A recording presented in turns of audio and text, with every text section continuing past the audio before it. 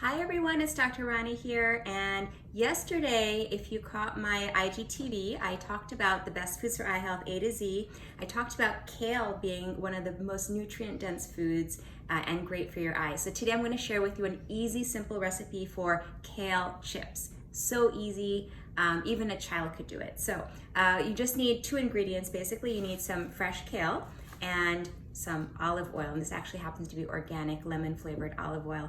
The kale, make sure that you have it washed and well dried. You don't want it wet because then your chips will get soggy. So basically you're going to take your kale and take the leaves off the stem. So basically you want like little pieces like this. You don't want to have the stem in there because otherwise it's going to be too fibrous, too chewy. So just take all the leaves off, and I've already done some, so I won't bore you with going through the rest of this, but just take it all off.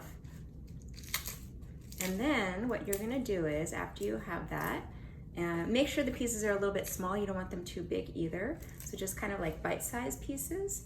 And then you're gonna take a splash of olive oil and just kind of add it to your kale, and a little bit more than a drizzle, because what you're gonna do next is you're going to actually you're gonna massage the kale. You're gonna actually spread the olive oil all throughout. So not just drizzled on top, but you really want the olive oil to coat your kale very well, because this will prevent it from scorching. I didn't mention this earlier, but you wanna set your oven to a rather low temperature, so 300 degrees Fahrenheit works very well. If you have it too hot, then it will definitely burn and fry your kale. It won't taste good. So once you have it nice and mixed, you're gonna put it on a cookie tray or baking tray, put some parchment paper down, and just spread your kale throughout. Again, you don't want it to, try to keep it one layer. You don't want it to be stacked on top of each other, because then it's not gonna bake very well. And it could also get a little bit soggy. So just spread it throughout. And I probably have too much for this tray here, so I may have to make another tray. But once you have it spread, you're going to put it in the oven.